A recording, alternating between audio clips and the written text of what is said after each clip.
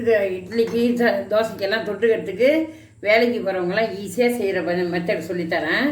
இது வந்து வெங்காயம் இந்த மாதிரி நைஸாக வெட்டிங்க.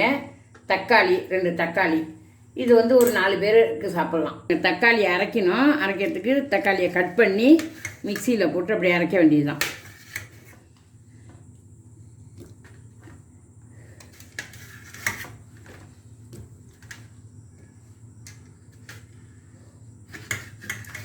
தக்காளி நுனியை கட் பண்ணிவிடுங்க. இந்த காம்பு பாகத்தை கட் பண்ணி போட்டுவிடுங்க. அது என்ன அரைப்படாது சட்னு. தண்ணி ஊற்றி இந்த மாதிரி தண்ணியாக, ரொம்ப தண்ணி ஊற்றாதீங்க.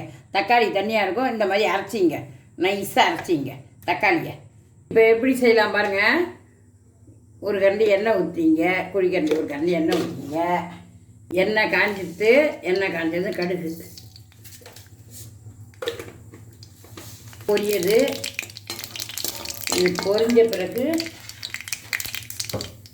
பொரிஞ்சதும் கருவேப்பிலை போடணும். இல்லை இந்த மாதிரி கருவேப்பிலை பொரியணும். பொரிஞ்ச பிறகு வெங்காயம் நைஸாக அரிஞ்சு வச்சுருக்கோம்ல, அந்த வெங்காயத்தை போடணும். நல்லா வதக்கணும்.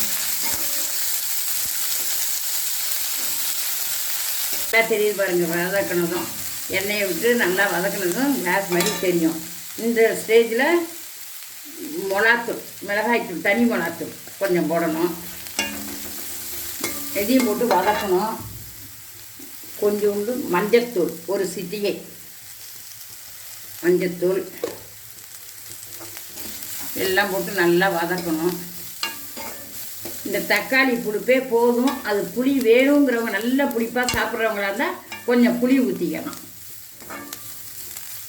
இது நல்லா வறுபட்டு பூச்சி பாருங்கள். இந்த பச்சை வாசனை, மிளகாத்தூள் வாசனை போகணும். பச்சை வாசனை போனதும் இந்த தக்காளி அரைச்சதை எடுத்து அதில் ஊற்றணும். கொஞ்சமாக தண்ணி ஊற்றி அலசிக்கணும். கொஞ்சமாக தண்ணி ஊற்றி அலசிக்கணும்.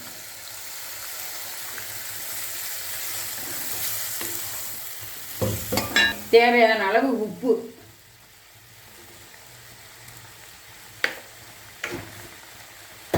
போட்டு நல்லா கொதிக்கணும். கொஞ்சோண்டு சர்க்கரையோ வெல்லமோ துளி போட்டுங்க. அப்போ தான் டேஸ்ட் இருக்கும். இதை போட்டு நல்லா இது கொதிக்கட்டும். கடல மாவு போட்டு கொஞ்சம் தண்ணி ஊற்றி நல்லா கரைச்சிட்டு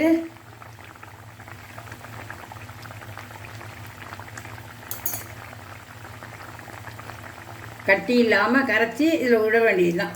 விட்டு ஒரு கொதிக்க வச்சு எடுத்தால் சட்னி ரெடி. தக்காளி சட்னி. புளிப்பு வேணும்னா புளி ஊற்றிக்கலாம். பொடி மேம்பொடி போடுறவங்க போடலாம், கொசு பொடி. இல்லாட்டி வேண்டியில்லை. இதுவே நல்லாயிருக்கும்.